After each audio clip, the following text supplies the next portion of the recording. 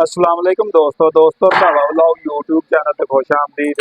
हाँ जी दोस्तों, उम्मीद करते तमाम दोस्त ठीक ठाक होणगे। जी दोस्तों, अज मैं मौजूद हाँ जी Nadeem auto engineering and service Barki road Lahore ते इन्हां दे जिहड़े ओनर ने नदीम साहब साडे नाल आ ते इन्हां नाल आपां मुकम्मल गलबात करांगे इन्हां दे अदारे दे बारे कि इन्हां दा अदारा किदों तो कायम आ और किस तरह जिहड़ियां लोकां दी खिदमत कर रहा वा। अस्सलाम वालेकुम जी। वालेकुम सलाम जी जनाब। हाँ जी नदीम साहब, अपने अदारे दे बारे दसो भी तुहाडा अदारा कायम किदों दा वा। जी साडे वालिद साहब ने इस अदारे की बुनियाद रखी सी 1967 सही 1967 तो साडे वालिद साहब जिहड़े है ना ट्रैक्टर रिपेयर कर रहे और उस मेरे वालिद साहब उन्हां उस्तादां च शामिल है कि जिन्हां ने बगैर ट्रैक्टर मकैनिक का काम सिक्ख्यों ट्रैक्टर रिपेयर कीते। यानी कि ट्रैक्टर ते 62-63 च आ गए ते मिस्त्री ते नहीं बाहरों आए। ਉਹ ਫਿਰ ਉਹ ਲੋਕ ਮਿਸਤਰੀ ਬਣੇ ਜਿਹੜੇ ਕੰਮ ਚੀਜ਼ਾਂ ਨੂੰ ਖੋਲ ਕੇ ਤੇ ਚੀਜ਼ਾਂ ਨੂੰ ਖੋਲ ਕੇ ਸਿੱਖਦੇ ਸੀ ਤੇ ਮੇਰੇ ਵਾਲਿਦ ਸਾਹਿਬ ਨੇ ਇਹਨਾਂ ਨੂੰ ਖੋਲ ਕੇ ਇਹਨਾਂ ਦੀ ਜਾਂਚ ਸਿੱਖੀ। ਲੋਕਾਂ ਕੋਲ ਵੀ ਟਾਈਮ ਸੀ, ਲੋਕਾਂ ਕੋਲ ਕੋਈ ਚੁਆਇਸ ਨਹੀਂ ਸੀ ਹੈਗੀ ਕਿ ਕਿਸੇ ਬੰਦੇ ਕੋ ਕੰਮ ਕਰਾਉਣ ਤੇ ਉਹ ਫਿਰ ਉਹਨਾਂ ਨੇ ਕਿਹਾ, ਉਹਨਾਂ ਨੇ ਹਾਮੀ ਭਰੀ ਤੇ ਉਹਨਾਂ ਲੋਕਾਂ ਨੇ ट्रैक्टर रिपेयर करने शुरू किए। और एक वक्त वो आया कि जो अद्धी फरलांग तक वर्कशॉप के दोनों साइडा से ट्रैक्टर दी लाइना लगी होंदियां सी क्योंकि लोगों को रिपेयर करने की चॉइस कोई नहीं सी। पूरे इलाके पूरे लाहौर दे विच साडे वालिद साहब नूं जानदे है। वो ट्रैक्टर व्हील की रिपेयरिंग दे विच उस्ताद की हैसियत रखदे। ਤੇ ਇਹ ਕਿੰਨੀ ਦੇਰ ਹੋ ਗਈ ਆ ਤੁਹਾਨੂੰ ਇਸ ਮਹਿਕਮੇ ਚ ਆਇਆ ਨੂੰ? मनु तकरीबन मैं 97 च इस फील्ड च आया सी। मैं इंजीनियरिंग की थी, इंजीनियरिंग करके नाले घरों वालिद साहब को बचपन तो सीखिया फिर उस तो बाद इंजीनियरिंग की थी। लोग इंजीनियरिंग करते हैं तो फिर काम सीखते हैं, असी काम सीख के फिर इंजीनियरिंग की और फिर उस तो बाद फिर अपना इस अदारे च आए। आ मशीन शॉप का काम शुरू किया और अल्लाह के फजलो करम नाल अज मशीनिंग का भी काम करने आई, बोरिंग का करने, ग्राइंडिंग का करने, हर तरह की साढ़े को फैसिलिटीज है और पार्ट्स की भी फैसिलिटीज हैगी है। गड्डियां भी करने, ट्रैक्टर भी करने, जनरेटर भी करने, हारवेस्टर भी करने, जिहड़ा भी टाइम होए वो काम कर देईदा। ਇਹ ਨਦੀਮ ਸਾਹਿਬ एडियां एडियां तगड़ियां ਜਿਹੜੀਆਂ ਮਸ਼ੀਨਾਂ ਨੇ ਇਹ ਤੁਹਾਡੇ ਵਾਲਿਦ ਸਾਹਿਬ ਨੇ ਜਿਹੜੀਆਂ ਮੰਗਵਾਈਆਂ ਨੇ ਕਿ ਜਾਂ ਉਹਨਾਂ ਤੋਂ ਬਾਅਦ ਇਹ ਤੁਸੀਂ ਜਦੀਦ ਦੌਰ ਦੀਆਂ ਜਿਹੜੀਆਂ कुछ 4-5 मशीनां ਜਿਹੜੀਆਂ मेरे वालिद साहब ने मेरे काम करन तो पहले ਦੀਆਂ ਖਰੀਦੀਆਂ ਹੋਈਆਂ ਉਹ ਚੱਲਣ ਡਈਆਂ ਨੇ ਹਲੇ? ਉਹ ਹਜੇ ਵੀ ਚੱਲ ਰਹੀ ਆ। ਜਿਹੜੇ ਮੇਰੇ ਕੰਮ ਕਰਨ ਤੋਂ 20 ਸਾਲ ਪਹਿਲੇ ਮੇਰੇ ਵਾਲਿਦ ਸਾਹਿਬ ਨੇ ਖਰੀਦੀਆਂ ਸੀ। ਉਹ ਐਸ ਕਰਕੇ ਕਿ ਉਹਨਾਂ ਦੀ ਸੋਚ ਸੀ ਕੱਲ ਨੂੰ ਬੱਚੇ ਵੱਡੇ ਹੋਣਗੇ ਤਾਂ ਕੰਮ ਕਰਨ। ਠੀਕ ਹੈ। ਤੇ ਇਹ ਮਾਸ਼ਾਅੱਲਾ ਤੁਹਾਡਾ ਦਾਰਾ ਵੇਖਿਆ ਵਾ, ਤੁਹਾਡਾ ਕੰਮ ਵੇਖਿਆ ਵਾ ਤੇ ਮੇਰੀ ਦੀ ਜਿਹੜੀ ਉਹ ਹੈਰਤ ਦੀ ਗੁੰਮ ਰਹਿ ਗਈ ਕਿ ਇੰਨੀ ਮਸ਼ੀਨਰੀ ਕਿਸ ਤਰ੍ਹਾਂ ਤੁਸੀਂ ਮੈਨੇਜ ਕਰਦੇ ਜੇ? ਐਰਾ ਜਿਹੜਾ ਹੈਗਾ ਨਾ ਅਸੀਂ ਇਹ ਸਾਰੇ ਕੰਮ ਜਿਹੜੇ ਨਾ ਦੇਖੋ ਸਾਡੇ ਵਾਲਿਦ ਸਾਹਿਬ ਕਹਿੰਦੇ ਕੋਈ ਵੀ ਕੰਮ ਕਰਨਾ ਹੈ ਨਾ उस काम नूं पहले सीखो। अगर क्रैंक ग्रैंड करनी है, बोरिंग करनी है, कोई काम करना है उस काम नूं सीखो। मेरे वालिद साहब ने इंजीनियरिंग तो बाद आटो मशीनिंग का जिहड़ा काम है वो साडी वर्कशॉप च नहीं सी हुंदा, वैल्डिंग का हुंदा सी, खराद का हुंदा सी, बस स्लीवा का, हैंड का, बोरिंग का नहीं सी हुंदा। मेरे वालिद साहब ने मैनूं एक वर्कशॉप च भेजिया कि जाओ जाके उत्थे बदामी बाग तो काम सीखो। तो मैं उत्थे गया तो 7 दिन बाद मैनूं पुछदे हाँ बई कर लएगा, तो मैं क्या जी। तो उन्होंने फिर मैनूं क्रैंक ग्राइंडर लै दित्ती, बोरिंग लै दित्ती, हैड फेसर लै दित्ती ते फिर असीं काम शुरू कर दित्ता। नदीम साहब किसी कंपनी के अंदर भी तुसीं काम कीता वा, कोई नौकरी जॉब वगैरह? नहीं, मैं प्राइवेट किसी भी फर्म दे विच कोई नौकरी नहीं की। ठीक है। मैं अपना बेशुमार प्राइवेट कंपनियां च विजिट ते जाईदा। अगर कोई कंपनी नूं कोई मसला होए, कोई प्रॉब्लम होए, वो माशाअल्लाह पाकिस्तान दियां वड्डियां तो वड्डियां कंपनियां च भी गया, ऐसिया कंपनियां च गया जिथे किसी नूं अंदर जाण दी इजाजत ही नहीं हुंदी। उन्हां अदारियां च भी जाके मैं कोई प्रॉब्लम्स हुंदी है तो मैनूं बुलांदे आ ते मैं विजिट करके ते उन्हां दे मसले मसाइल दसना। अच्छा, तुसीं दुनिया दे किन्ने मुल्कां दा विजिट कीता वा मशीनरी दे लिहाज नाल? मशीनरी दे लिहाज नाल, काम दे लिहाज नाल चंद एक मुल्कां च विजिट कीता। मैं आयरलैंड गया, उत्थे भी इंजन दी इंजनां दी रिपेयरिंग दे सिलसिले च 2 ਦਫਾ ਮੈਂ ਯੂਰਪ ਦਾ ਟੂਰ ਕੀਤਾ, ਆਇਰਲੈਂਡ ਦਾ, ਚਾਈਨਾ ਦਾ ਟੂਰ ਕੀਤਾ, ਦੁਬਈ ਦੇ 2-3 ਟੂਰ ਕੀਤੇ ਆ, ਇਸ ਤੋਂ ਇਲਾਵਾ ਹਜ ਉਮਰੇ ਦੇ 2-3 ਟੂਰ ਕੀਤੇ ਆ। ਸਹੀ। ਤੇ ਜਿਹੜੀ ਨਦੀਮ ਸਾਹਿਬ ਦੁਨੀਆ ਦੇ ਵਿੱਚ ਸਭ ਤੋਂ ਵੱਡੀ ਕਰੈਂਕ ਵਾ, ਉਹਦਾ ਕਿੰਨਾ ਕੁ ਵਜ਼ਨ ਆ ਕੋਈ ਜਿਹੜੀ ਐਸਟੀਮੇਟ? ਮੇਰੇ ਕੋਲ ਇੱਥੇ ਕਰੈਂਕ ਪਈ ਹੋਈ ਹੈ, ਮੇਰੇ ਕੋਲ ਜਿਹੜੀ ਗ੍ਰੈਂਡਰ ਹੈਗੀ ਹੈ, ਇਹ ਤੇ 1 ਟਨ ਤੱਕ ਵਜ਼ਨੀ ਕਰੈਂਕ ਗ੍ਰੈਂਡ ਹੋ ਜਾਂਦੀ ਹੈ, ਉਹ ਅਸੀਂ ਗ੍ਰੈਂਡ ਕਰ ਦਿੰਦੇ। ਵੈਸੇ ਜਿਹੜੀ ਮੇਰੇ ਕੋਲ ਵਰਕਸ਼ਾਪ 'ਚ ਜਿਹੜੀ ਕਰੈਂਕ ਪਈ ਹੋਈ ਹੈ, ਉਹ 3 ਟਨ ਵਜ਼ਨੀ। ਜਿਹੜੀ ਦੁਨੀਆ ਦੀ ਸਭ ਤੋਂ ਵੱਡੀ ਕਰੈਂਕ ਬਣੀ ਹੈ, ਉਹਦਾ ਵਜ਼ਨ 300 ਟਨ।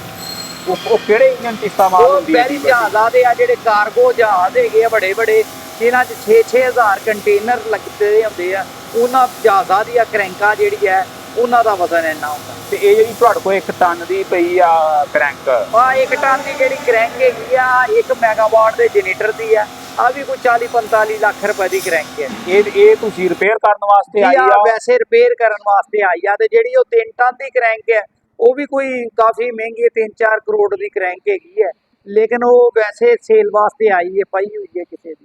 ਤੇ ਛੋਟੇ ਤੋਂ ਛੋਟੇ ਇੰਜਨ ਜਿਹੜੇ ਨੇ, ਉਹ ਕਿਹੜੇ ਇੰਜਨਾਂ ਦਾ ਕੰਮ ਛੋਟੇ ਤੋਂ ਕਰਦੇ? ਛੋਟਾ ਇੰਜਨ ਅਸੀਂ ਜਿਹੜਾ ਹੈ ਨਾ, ਜਿਹੜਾ ਹੈਗਾ ਹੈ ਨਾ, ਅਸੀਂ 2000 ਸੀਸੀ ਤੋਂ ਸ਼ੁਰੂ ਕਰ ਦਿੰਨੇ ਆ, ਔਰ ਮੈਸੀ ਟਰੈਕਟਰ ਤੋਂ ਸ਼ੁਰੂ ਕਰ ਦਿੰਨੇ ਆ।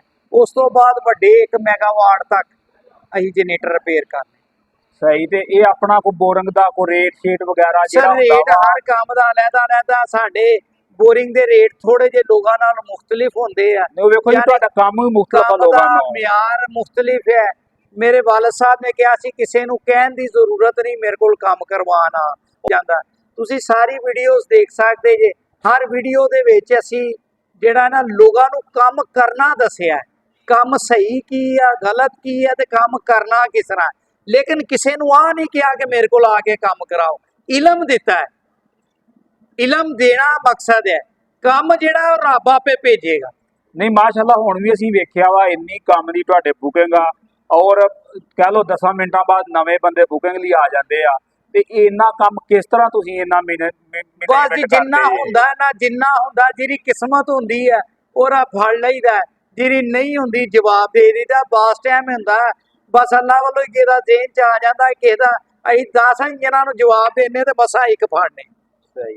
ਅੱਛਾ ਨਦੀਮ ਸਾਹਿਬ, ਤੁਹਾਡੀ ਵੀਡੀਓ ਪਾਈ ਦੀ ਆ, ਲੋਕ ਇੰਨਾ ਅੱਛਾ ਫੀਡਬੈਕ ਦਿੰਦੇ ਆ ਵੀ ਛੱਡ ਹੀ ਗੱਲਾਂ ਦਾ। ਉਹ ਤੁਸੀਂ ਸਰ ਲੋਕਾਂ ਦੀਆਂ ਮੁਹੱਬਤਾਂ ਕੀ ਵਜ੍ਹਾ ਇਹਦੀ? ਉਹਦੀ ਵਜ੍ਹਾ ਕੀ ਹੈ ਕਿ ਉਹ ਜਿਹੜੀ ਗੱਲ ਮੈਂ ਤੁਹਾਨੂੰ ਦੱਸੀ ਹੈ ਨਾ ਕਿ ਇਲਮ ਫਲਾਣਾ ਹੈ ਅੱਲਾ ਵਾਸਤੇ, ਇਲਮ ਫਲਾਣਾ ਹੈ ਅੱਲਾ ਵਾਸਤੇ, ਕੋਈ ਪੈਸੇ ਵਾਸਤੇ ਨਹੀਂ। ਹੁਣ ਜਦ ਪੈਸੇ ਵਾਸਤੇ ਨਹੀਂ ਹੈ ਤੇ ਅੱਲਾ ਵਾਸਤੇ ਤੇ ਰੱਬ। ਅੱਛਾ ਨਦੀਮ ਸਾਹਿਬ, ਇਹ ਤੁਹਾਡਾ ਉਮਰ ਦਾ ਇੱਕ ਤਜਰਬਾ ਵਾ, ਕਿੰਨੀ ਦੇਰ ਹੋ ਗਈ ਤੁਹਾਨੂੰ ਕਰਦੇ? ਹੁਣ ਤੱਕ ਤੁਸੀਂ ਕਿੰਨੇ ਸ਼ਾਗਿਰਦ ਤਿਆਰ ਕਰ ਦਿੱਤੇ ਆਪਣੇ, ਜਿਹੜੇ ਜਾ ਕੇ ਆਪਣਾ ਰੋਜ਼ਗਾਰ ਦੇਖੋ ਕਮਾ ਜੀ ਕੇ? ਮਾਸ਼ਾਅੱਲਾ ਮੇਰੇ ਵਾਲਦ ਸਾਹਿਬ ਨੇ ਦਰਜਨਾਂ ਦੇ ਵਿੱਚ 100 ਚ ਸ਼ਾਗਿਰਦ ਸਿਖਾਏ। ਤੇ 2017 ਦੇ ਵਿੱਚ ਮੈਨੂੰ ਖਿਆਲ ਆਇਆ ਕਿ ਨਦੀਮ 97 ਚ ਕੰਮ ਤੋਂ ਸ਼ੁਰੂ ਕੀਤਾ ਹੈ, 97 ਚ ਕੰਮ ਸ਼ੁਰੂ ਕੀਤਾ ਹੈ ਤੇ 20 ਸਾਲ ਹੋ ਗਏ ਆ। ਤੇ 20 ਸਾਲਾਂ ਦੇ ਵਿੱਚ ਤੂੰ ਕਿੰਨੇ ਕੁ ਸ਼ਾਗਿਰਦ ਸਿਖਾ ਸਕਿਆ? ਮੈਂ ਆਪਣੇ ਅੰਦਰ ਆਪਣੀ ਜ਼ਮੀਰ ਦਾ ਜਦ ਚੈਕਿੰਗ ਕੀਤੀ ਤੇ ਮੈਂ ਸੋਚਿਆ ਕਿ ਮੇਰੇ ਵਾਲਦ ਸਾਹਿਬ ਨੇ ਜਿੰਨੇ ਸ਼ਾਗਿਰਦਾਂ ਨੂੰ ਸਿਖਾਇਆ ਹੈ ਤੇ ਮੈਂ 20 ਸਾਲਾਂ ਚ ਉਹਨੇ ਨਹੀਂ ਸਿਖਾ ਸਕਿਆ। ਤੇ ਅੱਲਾਹ ਕਰੀਮ ਨੇ ਇੱਕ ਦਿਲ ਦੀ ਆਵਾਜ਼ ਉਹ ਸੁਣ ਲਿੱਤੀ ਤੇ ਮੈਂ ਘਰ ਆਇਆ ਤੇ ਬੱਚਿਆਂ ਨੇ ਆਈਡੀਆ ਦੇ ਦਿੱਤਾ ਕਿ ਇਸ ਤਰ੍ਹਾਂ ਅਸੀਂ ਵੀਡੀਓਜ਼ ਦੇਖ ਲੈਂਦੇ ਆ, ਸਕੂਲੋਂ ਛੁੱਟੀ ਕਰੀਏ ਤੇ ਪ੍ਰੋਫੈਸਰ ਦੀ। ਤੇ ਮੈਂ ਕਿਹਾ ਫਿਰ ਅਸੀਂ ਨਹੀਂ ਕਰ ਸਕਦੇ? ਇੰਗਲੈਂਡ ਦੇ ਪ੍ਰੋਫੈਸਰ ਦੀ ਵੀਡੀਓ ਦੇਖ ਲੈਂਦੇ ਜੇ ਤੇ YouTube ਤੋਂ। ਕਹਿੰਦੇ ਮੈਂ ਕਿਹਾ ਫਿਰ ਅਸੀਂ ਵੀ ਪੜ੍ਹਾ ਸਕਦੇ। ਉਹਨਾਂ ਕਿਹਾ ਜੀ ਤੁਸੀਂ ਵੀ ਪੜ੍ਹਾ ਸਕਦੇ ਜੇ। ਮੈਂ ਕਿਹਾ ਫਿਰ ਚੈਨਲ ਬਣਾਓ। ਉਹਨਾਂ ਨੇ ਚੈਨਲ ਬਣਾ ਕੇ ਦੇ ਦਿੱਤਾ। ਮੈਂ ਵੀਡੀਓ ਬਣਾਣੀ ਤੇ ਬੱਚਿਆਂ ਨੂੰ ਦੇ ਦੇਣੀ, ਉਹਨਾਂ ਨੇ ਆਪੇ ਹੀ ਲਾਣੀ, ਨਾ ਕੋਈ ਐਡੀਟਿੰਗ ਕਰਨੀ ਨਾ ਕੁਝ ਵੀ। ਹੁਣ ਵੀ ਜਿੰਨੀ ਸਾਡੀ ਵੀਡੀਓ ਹੁੰਦੀ ਹੈ ਉਹ ਤੇ ਕੋਈ ਐਡੀਟਿੰਗ ਨਹੀਂ ਹੁੰਦੀ, ਬਿਲਕੁਲ ਸਾਦਾ ਫਿੱਕੇ ਚੌਲ। ਨਹੀਂ ਵੇਖੋ ਜੀ, ਤੁਹਾਡਾ ਸੌਦਾ ਜਿਹੜਾ 1 ਨੰਬਰ ਹੁੰਦਾ ਵਾ, 1 ਨੰਬਰ ਸੌਦੇ ਨੂੰ ਇਹਨਾਂ ਚੀਜ਼ਾਂ ਦੀ ਲੋੜ ਨਹੀਂ ਹੁੰਦੀ, ਨਾ ਕੋਈ ਮਿਰਚ ਮਸਾਲਾ, ਨਾ ਕੋਈ 1 ਨੰਬਰ ਸੌਦੇ ਨੂੰ ਨਹੀਂ ਲੋੜ ਹੁੰਦੀ ਇਹਨਾਂ ਚੀਜ਼ਾਂ ਦੀ। ਤੇ ਬਾਕੀ ਹੁਣ ਮੈਕਸਿਮਮ ਕਿੰਨੇ ਸ਼ਾਗਿਰਦ ਤੁਹਾਡੇ ਕੋਲ ਜਿਹੜੇ ਆਲਰੇਡੀ ਪ੍ਰੈਕਟੀਕਲੀ ਸਿੱਖ ਰਹੇ ਨੇ? ਪ੍ਰੈਕਟੀਕਲੀ ਹੁਣ ਉਸ ਤੋਂ ਬਾਅਦ ਬੇਸ਼ੁਮਾਰ ਲੜਕੇ ਸਿੱਖ ਕੇ ਗਏ ਆ। ਹੁਣ ਸ਼ਾਗਿਰਦਾਂ ਦਾ ਹੈ ਕਿ ਮੇਰੇ ਕੋਲ ਬੱਚੇ ਜਿਹੜੇ ਸਿੱਖ ਕੇ ਗਏ ਆ ਨਾ, ਉਹ ਮੈਟ੍ਰਿਕ ਫੇਲ ਬੱਚੇ 20-2.5 ਲੱਖ ਰੁਪਇਆ ਸੈਲਰੀਆਂ ਲੈ ਰਹੇ। ਇੱਕ ਮੇਰਾ ਸ਼ਾਗਿਰਦ 3.5 ਲੱਖ ਰੁਪਇਆ ਸੈਲਰੀ ਲੈ ਰਿਹਾ। ਇੱਕ ਮੇਰਾ ਸ਼ਾਗਿਰਦ ਨੇਵੀ ਦੇ ਵਿੱਚ ਹੈ। ਇੱਕ ਮੇਰਾ ਸ਼ਾਗਿਰਦ ਹੈਵੀ ਕੰਪਲੈਕਸ ਟੈਕਸਲਾ ਦੇ ਵਿੱਚ ਹੈ। ਔਰ ਉਹ ਬੱਚਿਆਂ ਨੇ ਕਿਹਾ ਹੈ ਉਸਤਾਦ ਜੀ ਅਸੀਂ ਜਾ ਕੇ ਇੰਟਰਵਿਊ ਦਿੱਤਾ ਹੈ ਤੇ ਇੰਟਰਵਿਊ ਲੈਣ ਵਾਲੇ ਕੋਲ ਸਵਾਲ ਮੁੱਕ ਗਏ ਸਹੀ ਤੇ ਅਖੀਰ ਉਹਨੇ ਪੁੱਛਿਆ ਕਿੱਥੋਂ ਪੜ ਕੇ ਆਇਆ ਸਹੀ ਤੇ ਆ ਅੱਲਾ ਦੀ ਸ਼ਾਨ ਹੈ ਤੇ ਹੁਣ YouTube ਤੇ Facebook ਤੇ ਮਾਸ਼ਾਅੱਲਾ ਹੁਣ ਲੱਖਾਂ ਦੀ ਤਾਦਾਦ ਤੇ ਸ਼ਾਗਿਰਦ ਆ ਹਜ਼ਾਰਾਂ ਦੀ ਤਾਦਾਦ ਤੇ ਸ਼ਾਗਿਰਦ ਆ ਔਰ ਅਸੀਂ ਹੁਣ ਵੀ ਸਿਖਾ ਰਹੇ ਹਾਂ ਜਿਹੜਾ ਸਿੱਖਣਾ ਚਾਹੇ 100 ਬਿਸਮਿਲ੍ਲਾ ਆਏ ਸਾਡੇ ਕੋਲ ਸਿੱਖੇ ਲੇਕਿਨ ਟਾਈਮ ਲੈਣਾ ਪਏਗਾ ਅਸੀਂ ਸ਼ਾਗਿਰਦ ਐਵੇਂ ਨਹੀਂ ਰੱਖਦੇ ਬਾਕੀ ਜਿਹੜੇ ਸ਼ਾਗਿਰਦ ਤੁਹਾਡੇ ਕੋਲ ਕੰਮ ਸਿੱਖਣਾ ਚਾਹੁੰਦੇ ਨੇ ਆਣ ਕੇ ਹਾਂ। ਉਹਨਾਂ ਵਾਸਤੇ ਜਿਹੜੀਆਂ ਤੁਹਾਡੀਆਂ ਕੋਈ ਸ਼ਰਤਾਂ ਸ਼ਰਾਇਤਾਂ ਇੱਕ ਦੋ ਬਸ ਇਹੋ ਹੀ ਕਿ ਜਿਹੜਾ ਸਿੱਖਣ ਵਾਲਾ ਸ਼ਾਗਿਰਦ ਹੋਏ ਅਸੀਂ ਉਹਨੂੰ ਰੱਖਨੇ ਆ ਹੁਣ ਤੇ ਮਾਸ਼ਾਅੱਲਾ ਇੰਨਾ ਤਜਰਬਾ ਹੋ ਗਿਆ ਫੇਸ ਦੇਖ ਕੇ ਸਾਨੂੰ ਪਤਾ ਲੱਗ ਜਾਂਦਾ ਆ ਸ਼ਾਗਿਰਦ ਕਿੰਨੇ ਦਿਨ ਕੱਢੇਗਾ ਤੇ ਬਾਕੀ ਮਜ਼ੀਦ ਜਿਹੜੇ ਤੁਹਾਡੇ ਕੋਲ ਇੰਜਨ ਵਗੈਰਾ ਕਰਵਾ ਕੇ ਜਾਂਦੇ ਨੇ ਉਹਨਾਂ ਦੀ ਲਾਈਫ ਜ਼ਿਆਦਾ ਚਲਾਉਣ ਵਾਸਤੇ ਕੋਈ ਪੈਗਾਮ ਕੀ ਦੇਣਾ ਉਹਨਾਂ ਨੂੰ 에ਅਰ ਕਲੀਨਰ ਦਾ ਖਾਸ ਧਿਆਨ ਕਰਨ ਤੇਲ ਟਾਈਮ ਸਿਰ ਬਦਲਣ ਠੀਕ ਹੈ ਜੀ ਤੇ ਹੋਰ ਮਜ਼ੀਦ ਤੁਸੀਂ ਆਪਣੇ ਅਦਾਰੇ ਦੇ ਬਾਰੇ ਕੀ ਕਹਿਣਾ ਚਾਹੋਗੇ ਬਾਕੀ ਸ਼ੁਕਰ ਅਲਹਮਦੁਲਿਲਾ ਅੱਲਾਹ ਕਰੀਮ ਨੇ ਇੱਜ਼ਤ ਦਿੱਤੀ ਹੈ ਅੱਲਾਹ ਕਰੀਮ ਨੇ ਇੱਜ਼ਤ ਦਿੱਤੀ ਹੈ ਤੇ ਬਸ ਆ ਕਰ ਰਹੇ ਆ ਅਸੀਂ ਤੇ ਇੰਨੇ ਜੋਗੇ ਹੀ ਨਹੀਂ ਸੀ ਨਾ ਇੰਨਾ ਕਰ ਸਕਨੇ ਆ ਉਹ ਕਈ ਲੋਕ ਕਹਿੰਦੇ ਲੋ ਜੀ ਨਦੀਮ ਸਾਹਿਬ ਤੁਹਾਡੀਆਂ ਵੀਡੀਓ ਦੇਖਨੇ ਆ ਤੇ ਹੁਣ ਤੁਹਾਡੇ ਕੋਲ ਕੰਮ ਕਰਨ ਵਾਸਤੇ ਟੈਲੀਫੋਨ ਕੀਤਾ ਹੈ ਤੇ ਹੁਣ ਤੁਸੀਂ ਜਵਾਬ ਦਿੰਦੇ ਜੇ ਮੈਂ ਕਿਹਾ ਯਾਰ ਮੈਨੂੰ ਦੱਸੋ ਮੈਂ ਕਿਸੇ ਵੀਡੀਓ 'ਚ ਕਿਹਾ ਮੇਰੇ ਕੋਲ ਕੰਮ ਕਰਾਉਣ ਆਓ ਕਿਉਂ ਮੈਂ ਸਾਰਿਆਂ ਦਾ ਕਰ ਹੀ ਨਹੀਂ ਸਕਦਾ ਸਾਰਿਆਂ ਦਾ ਕੰਮ ਸਿਰਫ ਅੱਲਾ ਕਰ ਸਕਦਾ ਰੱਬ ਸਭ ਦੇ ਕਰ ਸਕਦਾ ਬੰਦਾ ਕਿਸੇ ਦੇ ਨਹੀਂ ਸਾਰੇ ਕਰ ਸਕਦਾ ਬੰਦੇ ਦੀ ਹੱਦਾਂ ਹੈ ਮੈਂ ਜਿੰਨਾ ਕਰ ਸਕਣਾ ਉਹਨਾਂ ਫੜ ਲੈਣਾ ਬਾਕੀਆਂ ਨੂੰ ਮਾਜ਼ਰਤ ਕਰ ਲੈਣਾ ਤਕੱਬਰ ਨਹੀਂ ਕਰਨਾ ਮਾਜ਼ਰਤ ਕਰ ਲੈਣਾ ਬਾਕੀ ਨਦੀਮ ਸਾਹਿਬ ਮਜ਼ੀਦ ਆਪਣਾ ਕੋਈ ਰਾਬਤਾ ਨੰਬਰ ਦੇ ਦਿਓ ਕੋਈ ਤੁਹਾਡੇ ਨਾਲ ਮਸ਼ਵਰਾ ਕਰਨਾ ਚਾਹਵੇ ਕਿ ਇੰਜਨ ਦੇ ਬਾਰੇ ਉਹ ਕੰਮ ਕਰਾਉਣਾ ਚਾਹਵੇ ਅਗਰ ਇੰਡੀਅਸ ਟਰੈਕਟਰ ਲੈਣਾ ਚਾਹਵੇ ਉਹ ਤੁਹਾਡੇ ਨਾਲ ਰਾਬਤਾ ਕਰ ਜੀ ਸਕੇ ਮੇਰਾ ਨੰਬਰ ਹੈ 0321 94206 ਠੀਕ ਲਓ ਜੀ ਨਦੀਮ ਸਾਹਿਬ ਸਾਡੇ ਨਾਲ ਸੀ ਇਹਨਾਂ ਦੀਆਂ ਗੱਲਾਂ ਬਾਤਾਂ ਤੁਸੀਂ ਸੁਣੀਆਂ ਵਾ ਅਗਰ ਵੀਡੀਓ ਚੰਗੀ ਲੱਗੇ ਤੇ ਵੀਡੀਓ ਲਾਈਕ ਸ਼ੇਅਰ ਕਰ ਦਿਓ ਚੈਨਲ ਦੇ ਨਵੇਂ ਤੇ ਚੈਨਲ ਨੂੰ ਸਬਸਕ੍ਰਾਈਬ ਕਰ ਦਿਓ ਓਕੇ ਅੱਲਾਹ ਹਾਫਿਜ਼